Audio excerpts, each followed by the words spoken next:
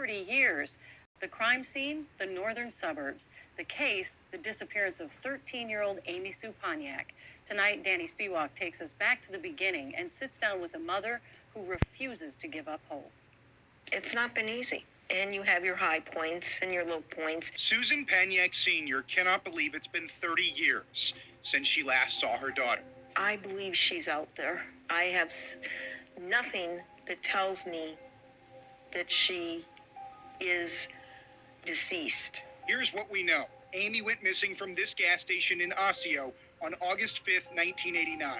Her father told police he went inside to use the restroom, then returned to the car to find his daughter gone. The family says Amy suffers from seizures, but police have never said whether that was a factor. The family spent those first few years in a daze. As a mother, you dream and you think, is she in trouble? Is she hurting? Is she calling out? And I can't be there. This isn't considered a runaway case, but not a single suspect emerged publicly in the early days of the investigation, and police didn't find any evidence left behind at the original scene. But years later in 2014, investigators decided to look again.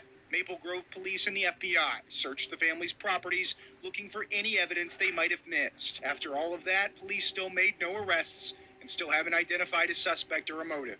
She just needs help. And now it is 2019, the 30-year mark. The public can make a difference. Amy's mom is waiting for someone to provide new information, including someone who said they knew Amy in the early weeks of the investigation, but hasn't been heard from since. We were receiving phone calls from someone. They could come forward to the law enforcement and maybe say where they met. Maybe they saw something that's important. Maple Grove Police told us this case still remains a high priority and that they owe it to Amy to bring her home. If there's a way to survive, she will find it. Maple Grove Police say they're especially interested in learning the identity of Amy's biological father. They say anyone with any information on the case should contact them. We have the number posted on KARE11.com/unsolved, where you can also see a map of more than 180 open missing